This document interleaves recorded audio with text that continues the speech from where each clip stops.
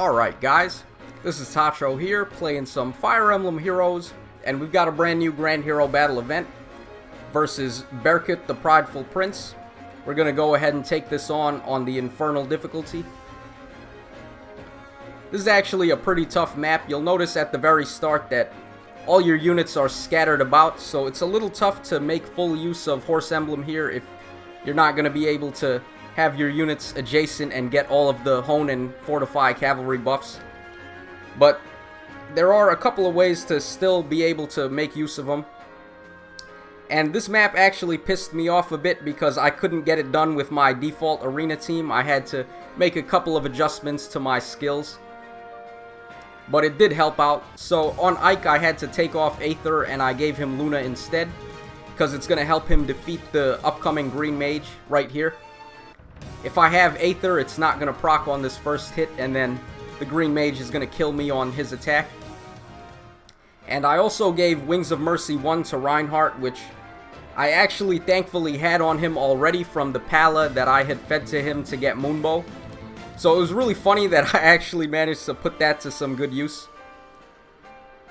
But other than that, my skills are pretty much the same. So I only had to make 2 adjustments, but still, making adjustments just to be able to beat a map does piss me off a little bit. Okay, we're going to have Cecilia attack this Lance Cavalier.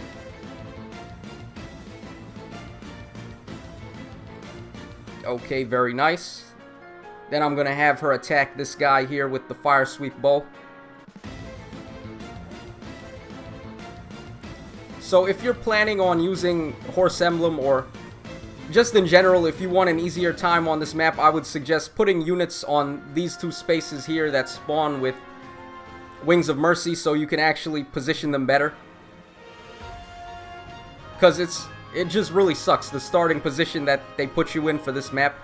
And after the first turn, if you can survive the first turn, all the units will move out from the left here. They all group together really nice there, so as soon as they scatter and they're not getting their buffs from each other, it's a whole lot easier to beat the map. Okay, now we're just going to finish off the last axe guy here with a combo attack from Ike and Cecilia. I can't actually attack him first with Ike because if I do that, then he's going to proc Moonbow on his attack and he's actually going to KO Ike. So we can't do that. So Cecilia attacks first and then Ike attacks next. And that's pretty much it for the map.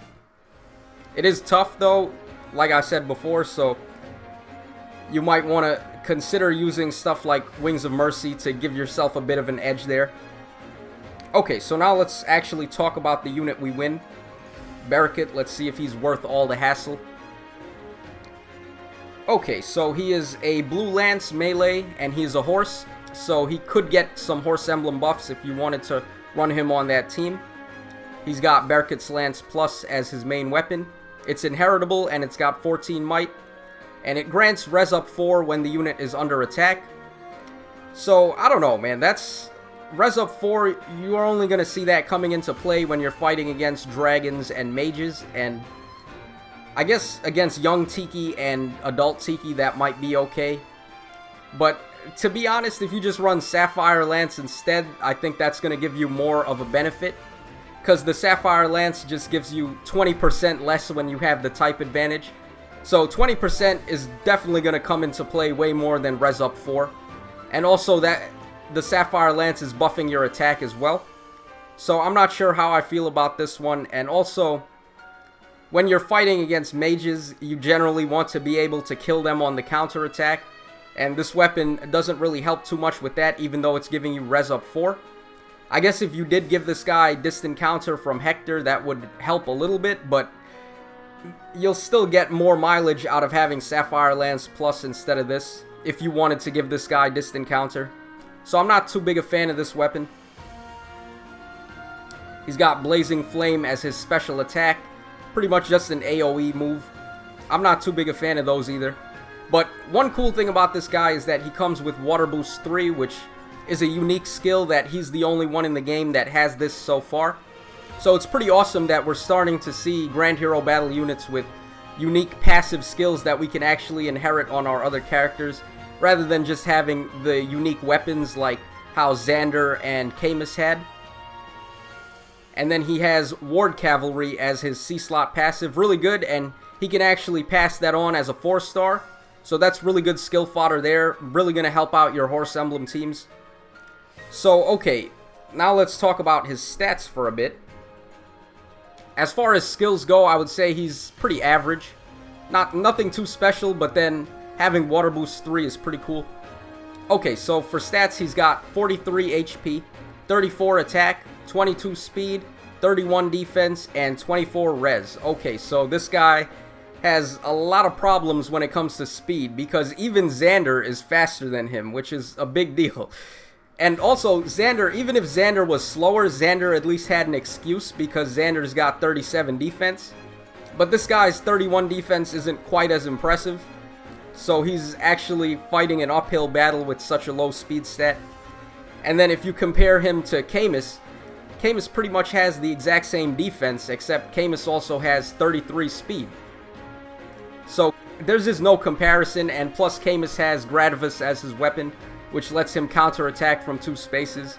So this guy is really meh. There's really not too much good about him.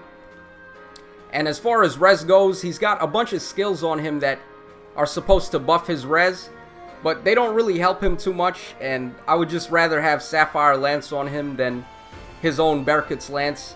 And also, probably, as far as Water Boost 3 goes, that he probably wouldn't want that either. He would probably rather just give him, like, Fury 3 or something else. So, overall impressions on Berkut is that he's really not that spectacular, especially compared to some of the past Grand Hero Battle units we've been getting. So that's pretty much it for the video, guys. Hope you enjoyed it. As always, this is Tacho signing out, so cheers, have a great day, and I hope to see you again next time.